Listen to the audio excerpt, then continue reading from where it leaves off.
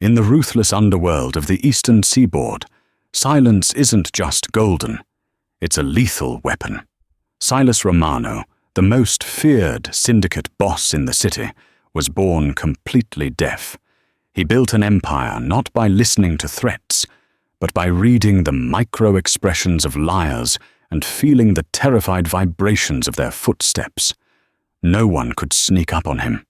No one could deceive him, until a quiet, unassuming maid named Minna walked into his heavily fortified estate. She was supposed to just clean the marble floors, but on a rainy Tuesday night, when Silas cornered her in his private study, she didn't beg for her life. Instead, she reached into her apron and pulled out something that made the most dangerous man in the city freeze in absolute, paralyzing terror. The world of Silas Romano was a symphony of pressure, temperature, and motion. Where other men heard the roar of a gunshot, Silas felt the sharp, concussive punch in his chest and smelled the bitter tang of cordite. Where others listened to the desperate pleas of men begging for their lives, Silas watched the frantic, pathetic twitching of their jaw muscles and the erratic pulse beating in their necks.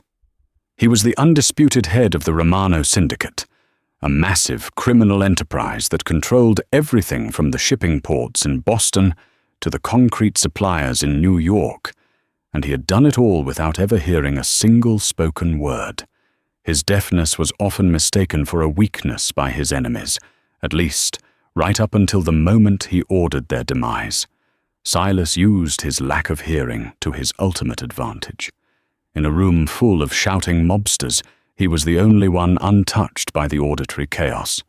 His eyes were predatory, trained to catch the slight dilation of a pupil, the nervous swallow, the way a man shifted his weight when he was carrying a wire.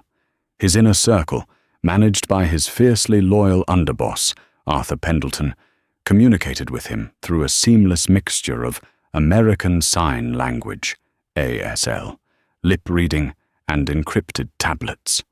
It was mid-October when the staffing agency sent over a new batch of domestic workers for the Romano estate, a sprawling, fortress-like mansion secluded in the Hudson Valley. Security was suffocatingly tight. Every maid, cook, and groundskeeper was vetted by Arthur himself. Among the new hires was Minna Smith. According to her file, Minna was 26, originally from a small town in Oregon, and possessed a spotless, unremarkable employment history. She was hired to manage the cleaning of the East Wing, which housed Silas's private library and his personal gym. Silas first noticed her on a Tuesday morning. He was sitting at his mahogany dining table, reviewing ledgers. He couldn't hear the vacuum cleaner she was running in the adjacent hallway, but he could feel the low, steady vibration of its motor through the soles of his shoes. Suddenly, the vibration stopped. He looked up. Minna was standing in the doorway. She wasn't looking at him with the usual wide-eyed terror that most of the new staff exhibited. Her gaze was lowered, respectful, but her posture was entirely relaxed. She held a silver tray with a fresh pot of black coffee. Silas watched her intently. Most hearing people, when they realize they are in the presence of a deaf person, overcompensate.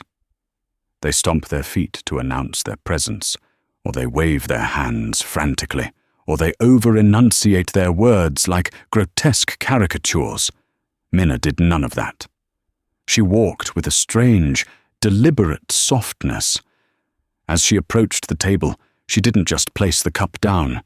She tapped the edge of the silver tray twice against the wooden table, a sharp, distinct double vibration that Silas felt instantly in his forearms resting on the wood. It was a perfectly calibrated physical notification. Silas's dark eyes snapped up to meet hers. Minna gave a short, polite nod, kept her eyes neutral, and stepped back. She didn't speak a word. She didn't try to mime. She just turned and walked away.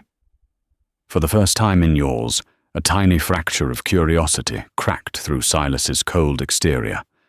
Who taught her to do that? Over the next 3 weeks, Silas found himself observing Minna. He was a man obsessed with control, and anomalies bothered him. Minna Smith was a walking anomaly. He began to test her. Subtle games of cat and mouse played entirely in the realm of physics and sight. One evening, while she was dusting the high shelves in the library, Silas intentionally dropped a heavy, leather-bound encyclopedia flat onto the hardwood floor right behind her. A normal person would have gasped or jumped out of their skin at the sudden, booming noise. Minna flinched, a quick, sharp tightening of her shoulders, but she didn't drop her duster. She didn't spin around in panic.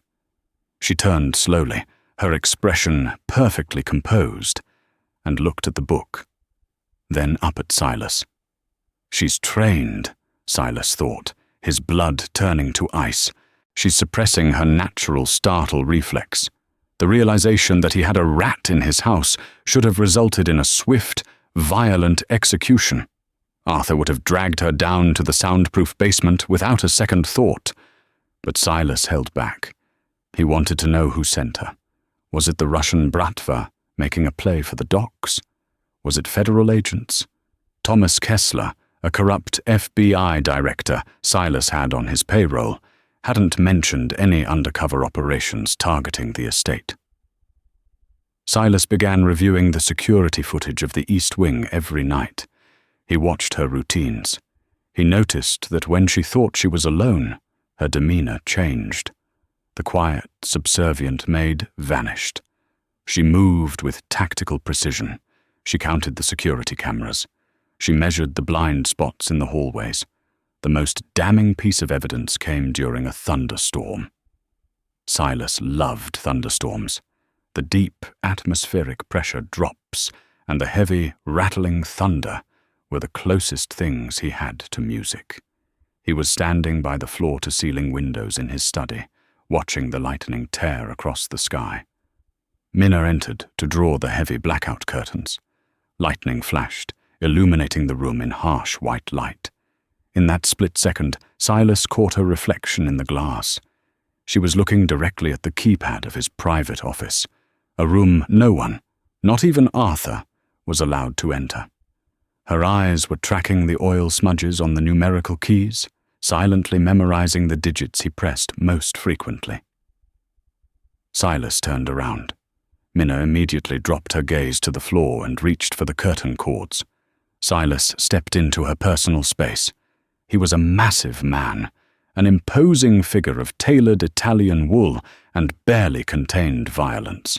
He reached out and grabbed her wrist. Her pulse was steady. Too steady. He raised his free hand and signed, sharp and fast.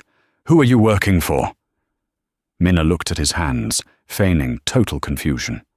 She shook her head, her lips moving to form the words.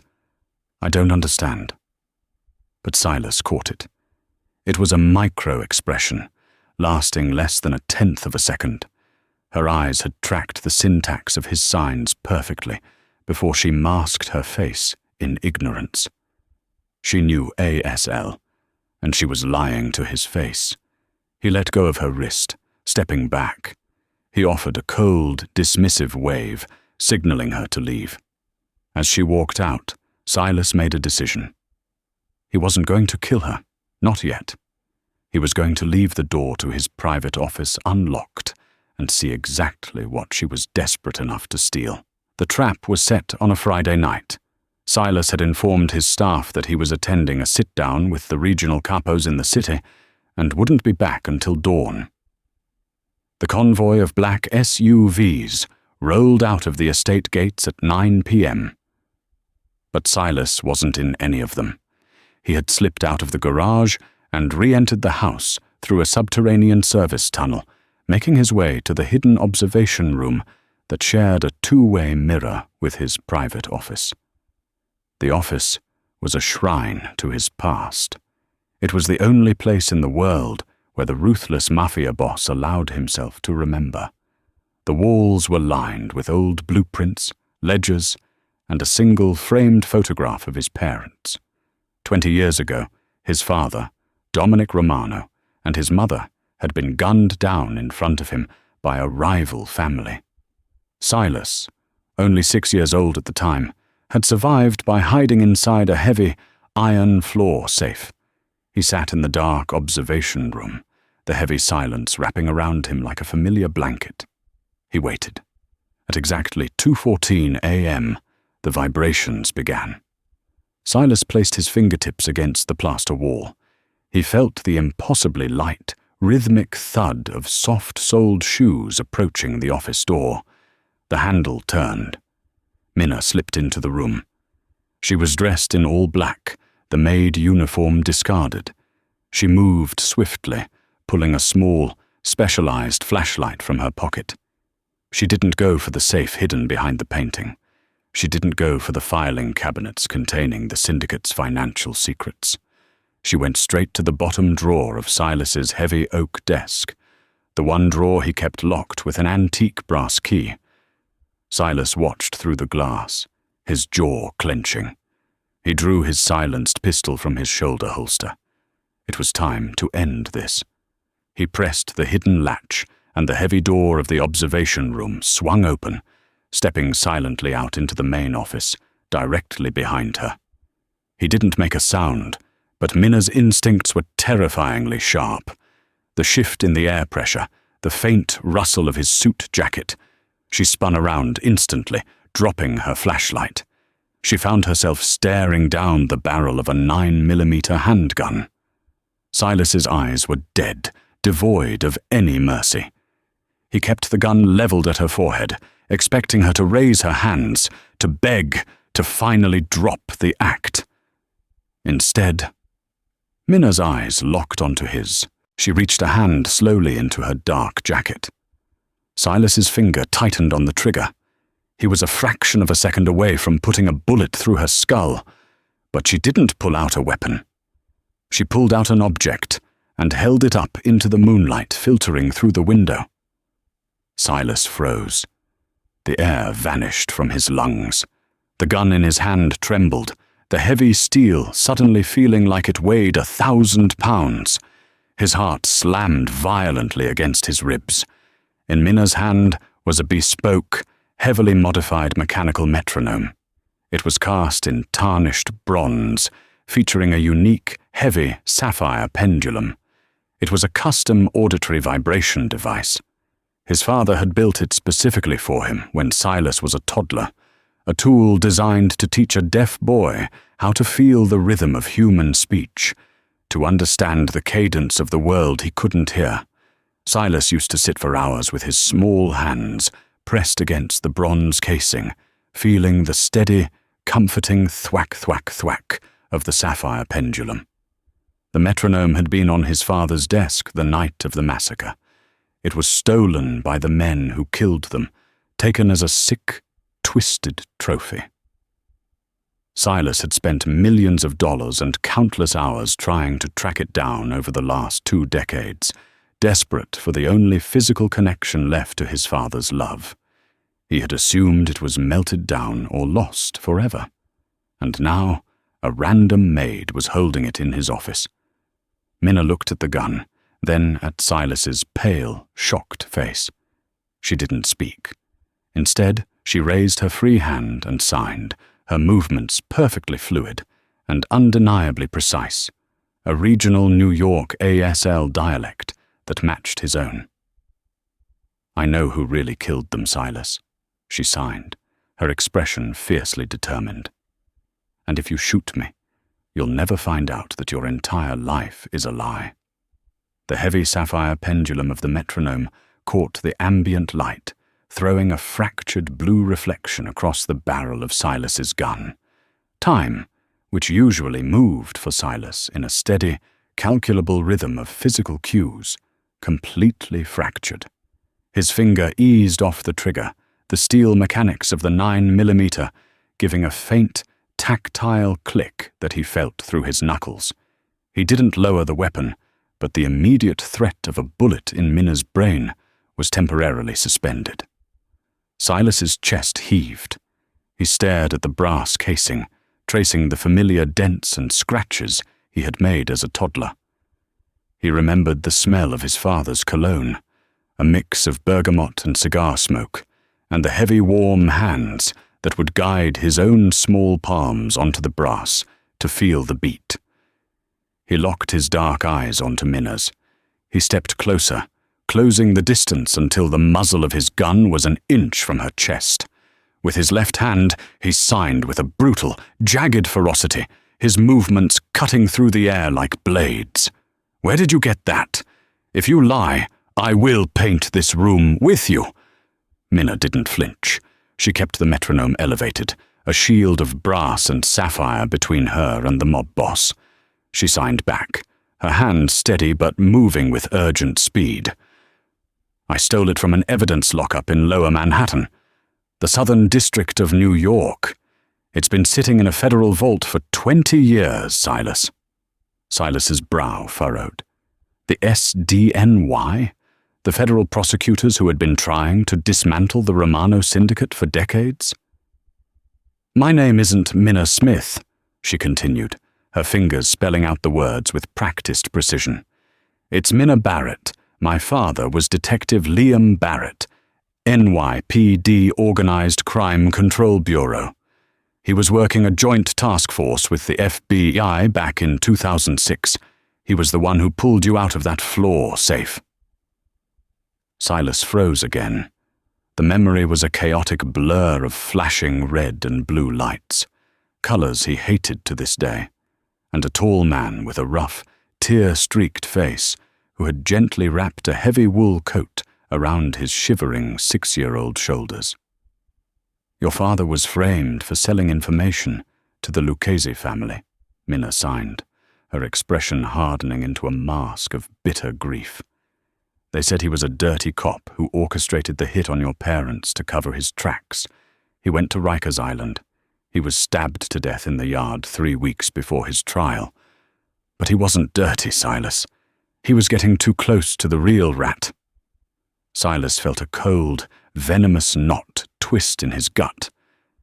The official syndicate history, the narrative he had been fed his entire life by the men who raised him in the criminal underworld, was that a rival Brooklyn crew had butchered his parents. Silas had wiped that crew off the map when he took power at 22. He had felt the bones of their capo snap under his boots. Had he slaughtered the wrong men? Who? Silas signed, the single word sharp, demanding, and utterly devoid of mercy. Minna reached into the inner pocket of her jacket. Silas's gun instantly pressed harder against her sternum. She moved agonizingly slowly, using just 2 fingers to extract a small, waterproof flash drive. She held it up. "The man who took over your father's operations, the man who has been whispering in your ear, pretending to be your ears for the last 20 years. Arthur Pendleton." The name hit Silas like a physical blow to the sternum. Arthur, the underboss, the man who had protected him, who translated the chaotic, speaking world into signs and text. Arthur, who vetted his security, managed his offshore accounts in the Caymans, and stood by his side during every brutal negotiation. Arthur didn't just want the empire, Minna signed, her eyes pleading with him to understand. He wanted you as a puppet, a deaf king he could control from the shadows. He contracted the hit, but he made sure you survived. He needed a legitimate Romano heir to keep the capos in line. He partnered with Thomas Kessler at the FBI to bury the evidence, including this metronome, which had Arthur's fingerprints in your father's blood all over it. Silas took a staggering step back. He looked at the flash drive, then at the metronome, and finally at the shadows stretching across his father's old office. His entire reality, every vibration, every lip read, every calculated move he had made for 2 decades was built on a catastrophic, rotting lie. He didn't need to hear the tremor in Minna's voice to know she was telling the truth. He could read the micro-contractions around her eyes, the flushed skin of her neck, the desperate, raw sincerity in her posture. He had built his life on detecting lies, and Minna Barrett was telling the agonizing truth. Suddenly, Silas felt it. A faint, rhythmic thrumming in the floorboards. It was distant, originating from the grand foyer 2 floors below, but the vibration was unmistakable. Heavy, tactical boots. Moving fast. Moving in formation. Arthur hadn't sent him to a sit-down in the city. He had sent a decoy convoy. Silas snatched the metronome and the flash drive from Minna's hands. He shoved the brass device into his deep coat pocket, its heavy weight anchoring him to the present moment. He holstered his weapon and grabbed Minna by the arm, pulling her toward the secret exit in the observation room. "They're here," he signed quickly, pointing to the floor. "Arthur knows you're in the house."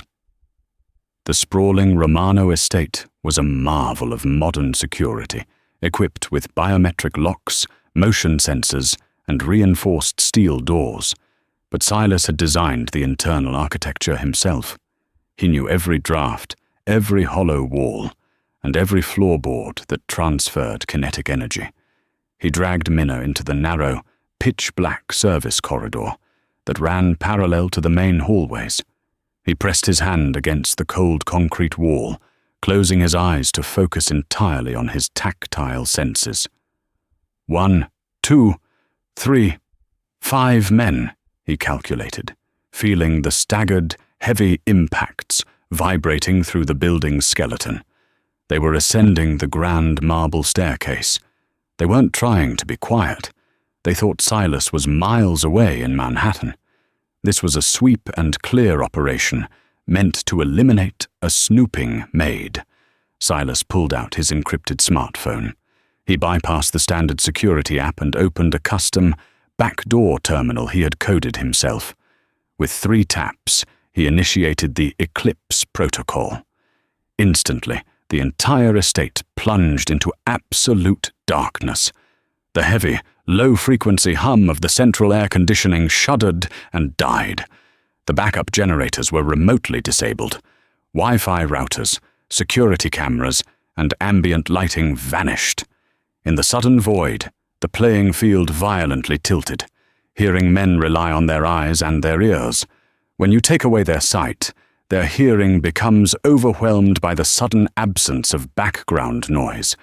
They become clumsy, panicked, and disoriented. Silas lived in the void. He was the apex predator of the silence. He turned to Minna. He couldn't see her in the windowless corridor, but he reached out and found her shoulder. He traced a simple message on her back with his index finger. "Stay behind me. No shoes." He felt her unlace her boots and slip them off. Silas drew a sleek, matte black karambit knife from his belt. Firearms were loud. Their muzzle flashes would give away his position. In the dark, a blade was intimate, silent, and deadly. They moved out of the service corridor and slipped into the second-floor gallery. The air here felt different, cooler, moving in slight currents from the large, drafty windows at the end of the hall. Silas kept his left hand lightly brushing the silk-lined walls, using it as a spatial anchor, while his right hand held the curved blade low. He felt the vibration before Minna even knew someone was there. A man was creeping down the gallery, his boots squeaking faintly against the polished hardwood. The intruder was sweeping the area with a tactical flashlight, the beam cutting frantic, dusty arcs through the blackness. Silas pushed Minna flat against a marble column. He waited, his breathing perfectly regulated, masking his presence in the shadows. The beam of light swept past the column. The intruder took another step, his weight shifting onto a floorboard Silas knew had a slight give to it. Silas moved. He didn't step. He flowed. He slipped under the beam of light, his left hand shooting out to grab the barrel of the man's suppressed submachine gun, forcing it violently upward. Simultaneously, Silas brought the karambit up in a brutal, sweeping arc. The man didn't even have time to scream. Silas felt the warm, wet spray across his knuckles as the intruder collapsed. Silas caught the man's heavy body before it hit the floor, lowering him gently to the hardwood to prevent any thud from echoing through the house. He stripped the man of his flashlight and extra magazines, tossing them to Minna in the dark. He felt a rapid tapping on his shoulder. Minna. She took his hand and placed it against her throat. She was humming a steady, low note, creating a vibration in her vocal cords, and then she tapped out a rhythm on his palm. Morse code. TWOMORAONSTAIRS. Silas gave a grim smile in the dark. Detective Barrett had taught his daughter well. They advanced toward the main staircase. The air pressure shifted slightly. A door had been kicked open downstairs. The vibrations in the floor were becoming erratic, frantic. Arthur's hit squad was realizing that the house wasn't just dark, it was hunting them. Silas crouched at the top of the stairs. Below him, two beams of light crisscrossed the foyer. "Check the library," a voice shouted. Silas couldn't hear the words, but he felt the concussive force of the yell vibrating the banister he was holding. Silas reached into his pocket and pulled out a heavy, silver Zippo lighter. He didn't ignite it. Instead, he threw it hard over the heads of the men below, aiming for the massive, antique crystal chandelier hanging in the center of the foyer. The heavy silver hit the crystal with a shattering impact. It didn't make a loud explosion, but to the hyper-alert, terrified men in the dark, the sudden crash of glass raining down from above was deafening. Both men wildly swung their flashlights and their weapons upward, firing blindly into the ceiling. The muzzle flashes illuminated the foyer in strobing, violent bursts of yellow light. In that frantic, chaotic strobe, Silas saw exactly where they were. He didn't hesitate. He launched himself over the banister, descending into the flashing chaos, the cold metal of his father's metronome heavy in his pocket, and revenge burning in his veins. The descent was a masterclass in kinetic violence. As Silas dropped from the second-floor banister, the strobing muzzle flashes from the terrified hitmen illuminated the foyer like a horrific, stop-motion film. Silas didn't need to hear the deafening roar of their suppressors failing under automatic fire. He felt the concussive waves punching into his chest, the violent displacement of air as bullets shattered the plaster above him. He landed with heavy, silent grace directly behind the closest man. Before the mercenary could adjust his aim, Silas brought the karambit up, severing the tendons in the man's gun arm. The weapon clattered to the marble floor, a heavy vibration that Silas absorbed through the soles of his shoes. A quick, brutal strike to the carotid artery, and the first man crumbled. The second man pivoted, his face a mask of primal panic in the dark. He fired blindly. A bullet grazed Silas's left bicep, tearing through the Italian wool of his suit jacket and searing his skin like a hot iron. Silas didn't flinch. Pain was just another physical input, another data point. He stepped inside the man's guard, seizing his tactical vest and driving a knee upward into his sternum with enough force to crack ribs. The man collapsed, gasping silently in Silas's world, thrashing against the cold stone floor. Silas stood breathing heavily in the pitch black. He pressed 2 fingers to his bleeding arm, mapping the wound. Superficial. He felt a light, double tap on his uninjured shoulder. Minna. She had retrieved the dropped submachine guns and handed one to him. "We need to move," she signed, her hands illuminated only by the faint, ambient moonlight bleeding through the shattered front door. "Arthur will have a perimeter team. Interstate 87 is compromised." Silas nodded.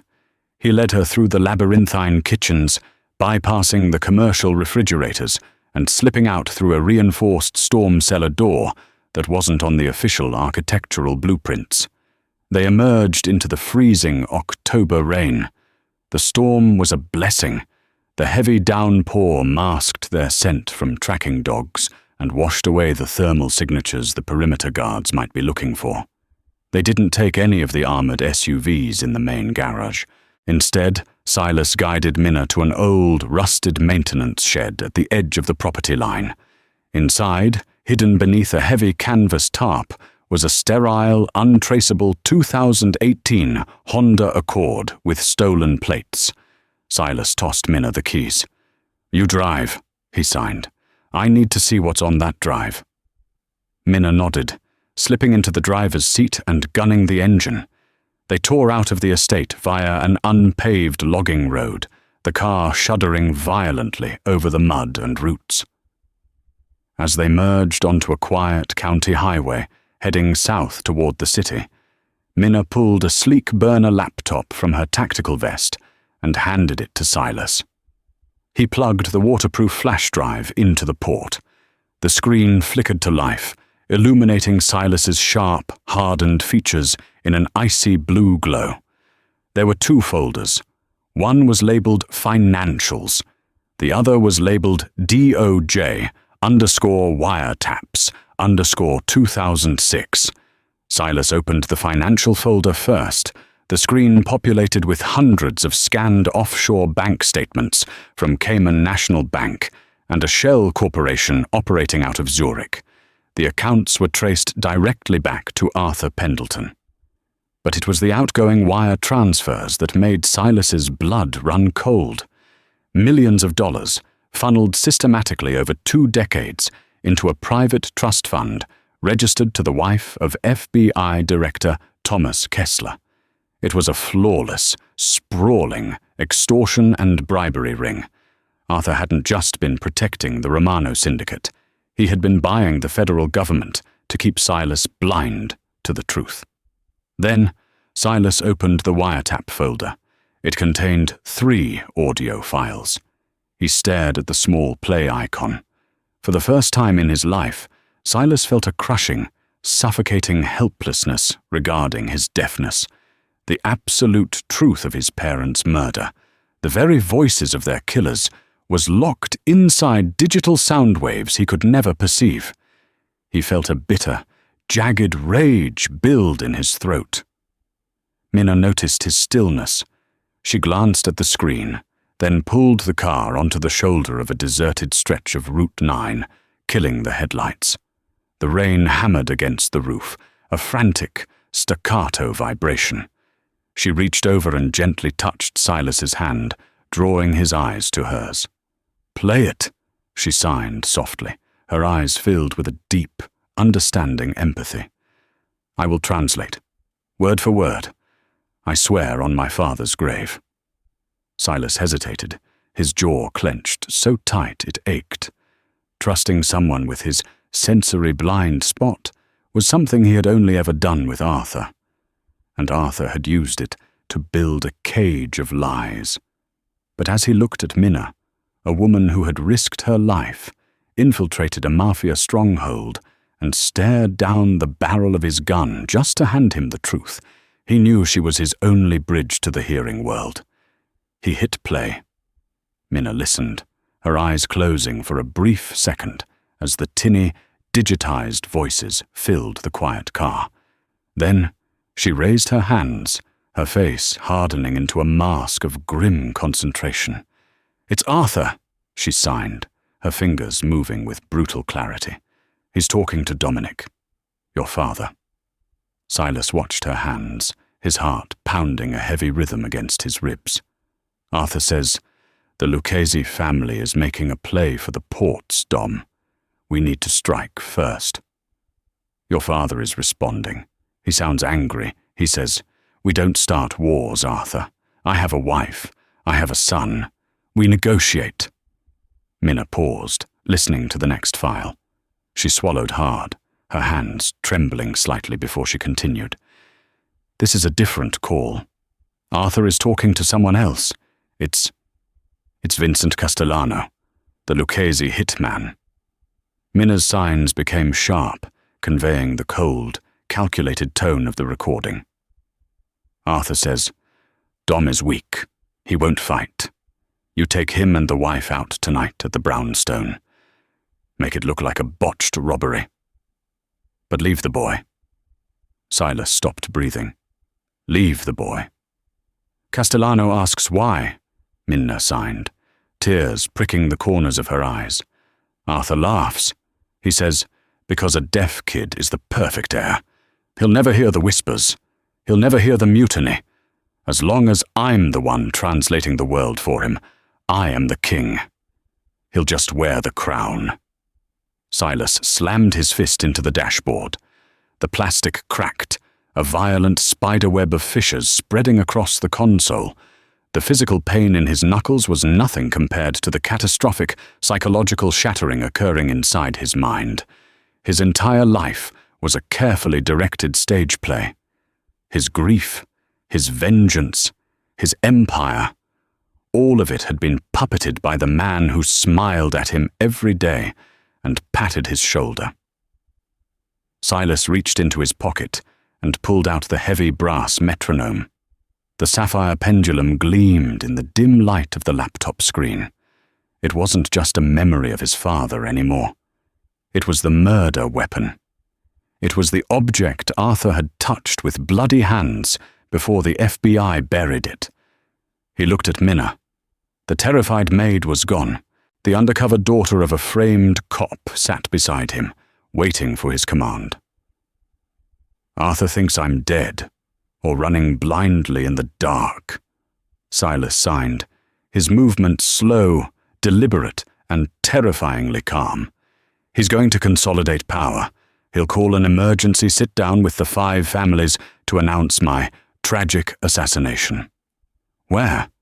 Minna signed back. Il Cortile, the private room in Little Italy. It's neutral ground. Silas closed the laptop, plunging the car back into shadows. We are going to Manhattan. I'm not going to just kill Arthur. I am going to tear his empire down in front of everyone, and I'm going to do it in absolute silence. The back room of Il Cortile on Mulberry Street was heavy with the smell of garlic, expensive cigars, and tense, unspoken violence. 6 men sat around a massive circular table covered in a white linen cloth. Among them were the acting capos of the New York syndicates. At the head of the table sat Arthur Pendleton, dressed in a somber, bespoke morning suit, a glass of Barolo wine resting untouched in front of him. Arthur cleared his throat, commanding the room. He spoke with the practiced, gravelly sorrow of a grieving patriarch. Gentlemen, I appreciate you coming on such short notice. The Romano family has suffered a catastrophic loss tonight. Our boss, Silas Romano, was ambushed at his estate. A federal rat, a maid planted by the Bureau, let a hit squad into the compound. The capos murmured, shifting uncomfortably in their leather chairs. Silas is gone, Arthur continued, wiping a non-existent tear from his eye. But the business remains. During this transition, I will be stepping up to assume full control of the Romano Syndicate's territories. We cannot show weakness. The heavy oak double doors of the private dining room did not creak when they opened. They swung inward with a silent, imposing weight. The room went dead quiet. Arthur's speech died in his throat. The blood drained from his face, leaving him looking like a freshly exhumed corpse. Silas Romano stood in the doorway. He was drenched in rain, his tailored suit plastered to his massive frame, the left sleeve soaked in his own dried blood. His dark eyes were fixed entirely on Arthur, dead, hollow, and burning with a predatory fire. Behind him stood Minna, holding a suppressed 9mm handgun casually by her side, sweeping the room with the trained eyes of a veteran cop. 4 bodyguards instantly reached inside their jackets. Silas didn't even blink. He simply raised his right hand and snapped his fingers, a sharp, visual command. Minna raised her weapon and put a bullet into the ceiling. The concussive crack echoed through the soundproof room. The capos froze. Silas walked slowly toward the table. He didn't look at the other bosses. He kept his eyes locked onto Arthur's terrified, twitching face. Silas could read the frantic, desperate calculations racing through the underboss's mind. Arthur's jaw muscle was spasming. His pupils were blown wide. Silas reached the table. He reached into his wet coat pocket and pulled out the brass metronome. He placed it directly in the center of the white linen cloth. Thwack, thwack, thwack. The heavy sapphire pendulum began to swing back and forth, cutting through the dead silence of the room. The rhythmic ticking echoed against the brick walls. Arthur stared at the device, a localized tremor starting in his hands. "Silas!" Arthur stammered, his voice cracking. He raised his hands, instinctively beginning to sign to the man he thought he controlled. "Silas, thank God you survived. The maid, she's a Fed. She set you up." Silas didn't sign back. He just watched Arthur's hands shake. He pulled the burner laptop from under his arm and placed it next to the metronome. He looked at Minna and gave a sharp nod. Minna stepped forward. She didn't sign. She spoke aloud, her voice clear, commanding, and ringing with 20 years of suppressed rage. "My name is Minna Barrett, daughter of NYPD, Detective Liam Barrett," she announced to the room of mobsters. "And for the last 2 decades, Arthur Pendleton has been lying to every single one of you." She hit a button on the keyboard. The laptop was synced to a heavy, Bluetooth speaker she had pulled from her tactical bag. Suddenly, Arthur's own recorded voice filled the room, bouncing off the walls at maximum volume. "Because a deaf kid is the perfect heir. He'll never hear the whispers. He'll never hear the mutiny. As long as I'm the one translating the world for him, I am the king. He'll just wear the crown." The capos stared at Arthur in stunned horror. In their world, betrayal was common, but orchestrating the murder of a boss and manipulating a disabled child to usurp an empire violated the deepest, most sacred omertà of the syndicates.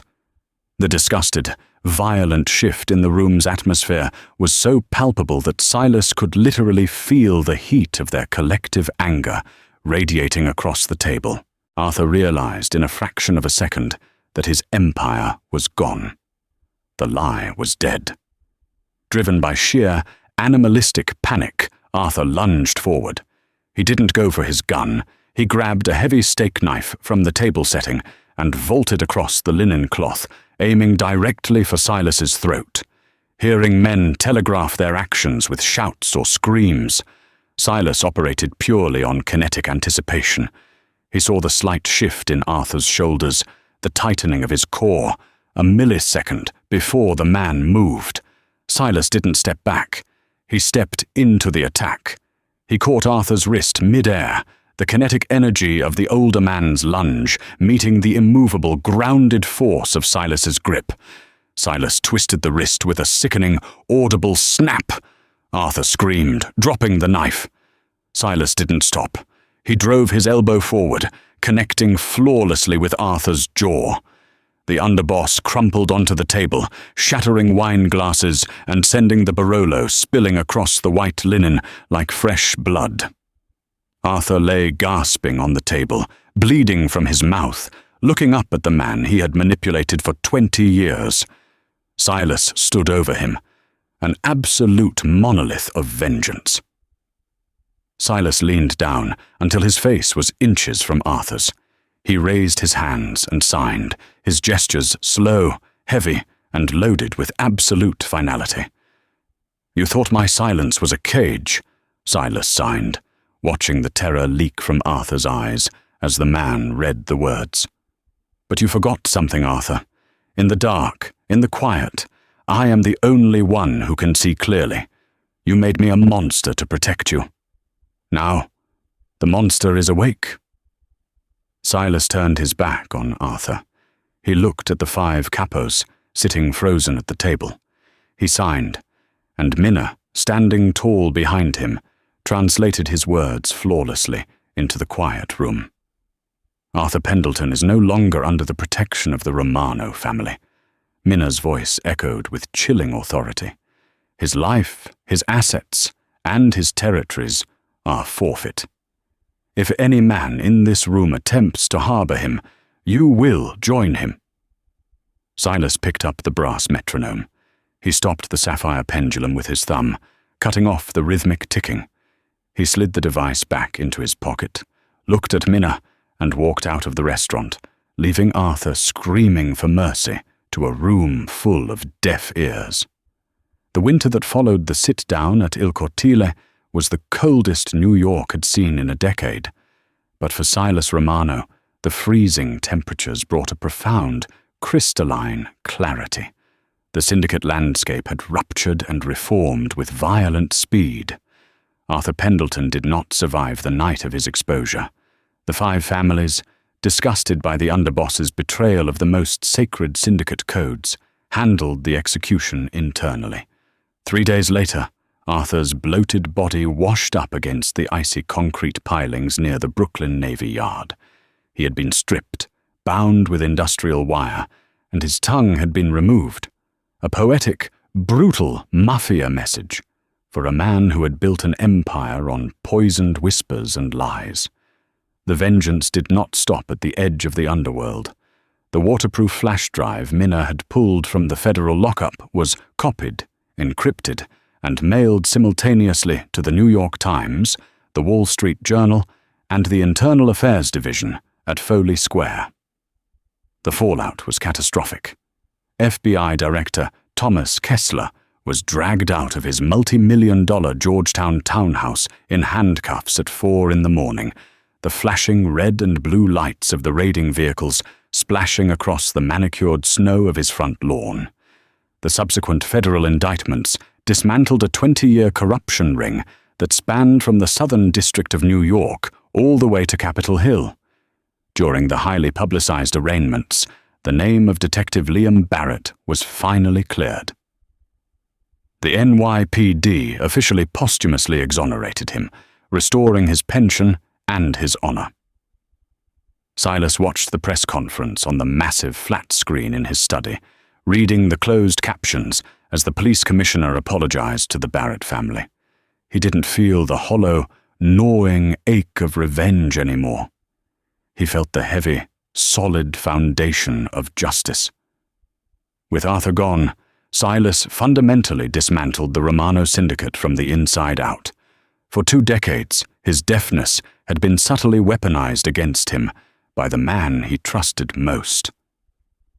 Arthur had decorated the sprawling Hudson Valley estate with heavy Persian rugs, thick velvet drapes, and sound-absorbing acoustic ceiling tiles, claiming it was for aesthetic luxury. In reality, it was a calculated architectural prison designed to dampen vibrations, effectively blinding Silas to the movement of the people in his own home. Silas's first act as the undisputed, absolute ruler of his empire was to tear it all out. He brought in private contractors from Geneva who asked no questions. They ripped up the thick carpets, exposing the original hard oak floorboards. They shattered the heavy, oppressive plaster walls and replaced them with vast expanses of reinforced, bulletproof glass and sleek steel.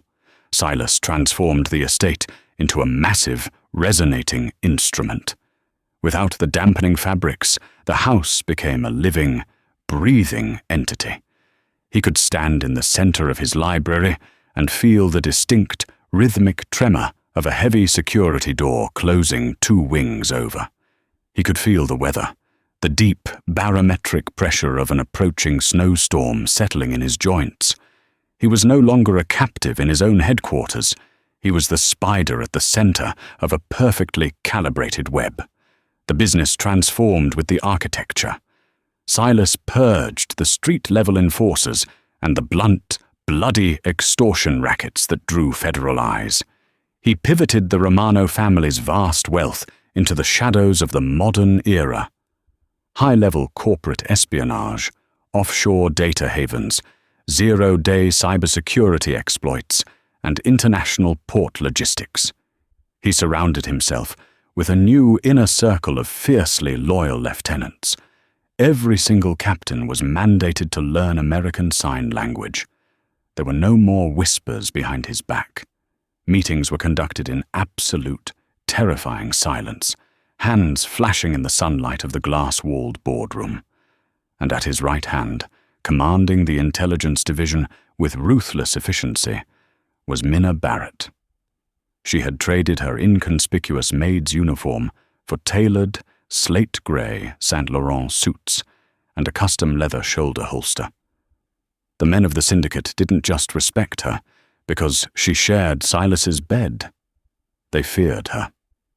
They knew she was the woman who had walked into a room full of the most dangerous men on the eastern seaboard, fired a warning shot into the ceiling, and brought an untouchable underboss to his knees.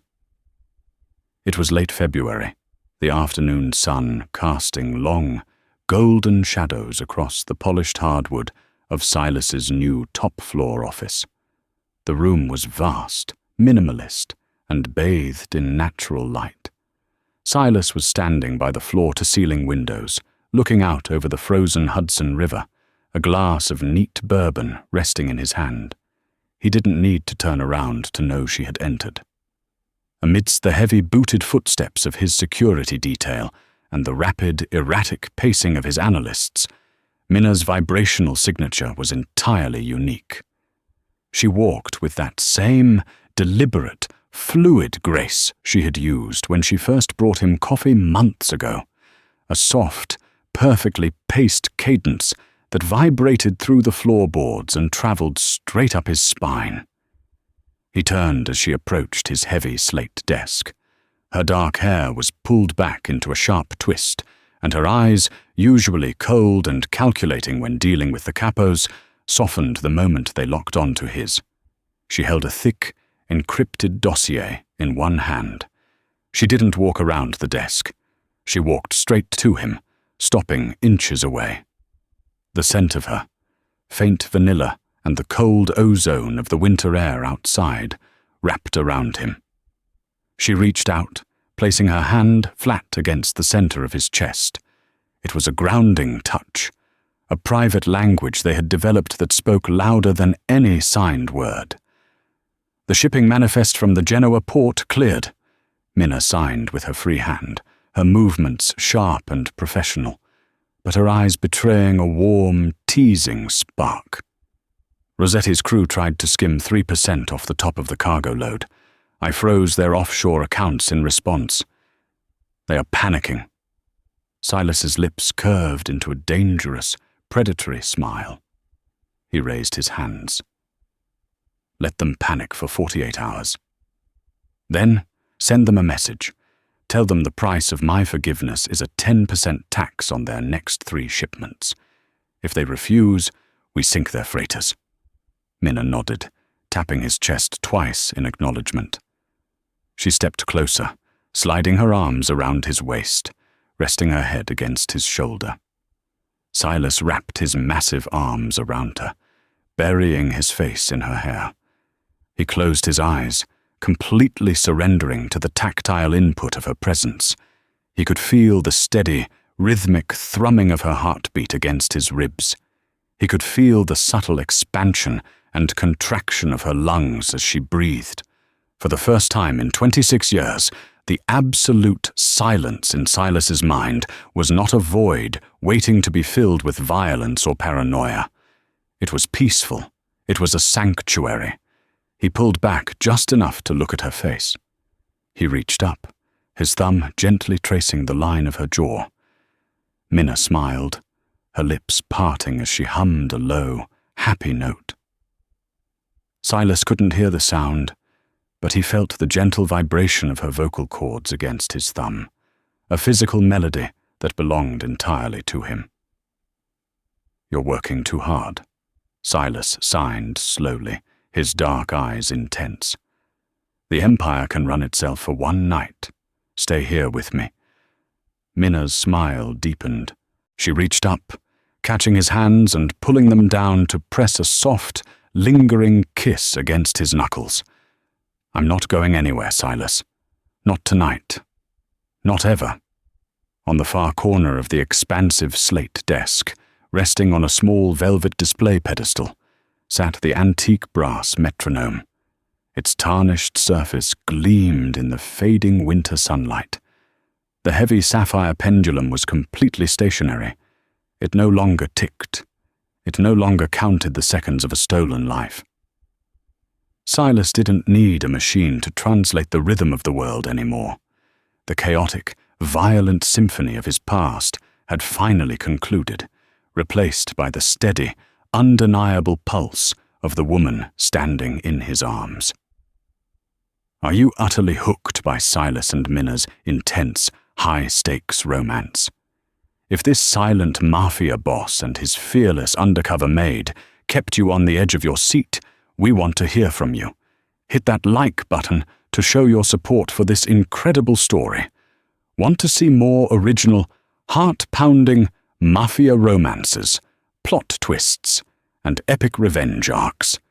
Make sure to subscribe to our channel and turn on notifications so you never miss a new upload. Share this video with your fellow bookish friends who love a good enemies to lovers crime thriller. Drop a comment below and let us know, what was your absolute favorite twist in Silas's journey?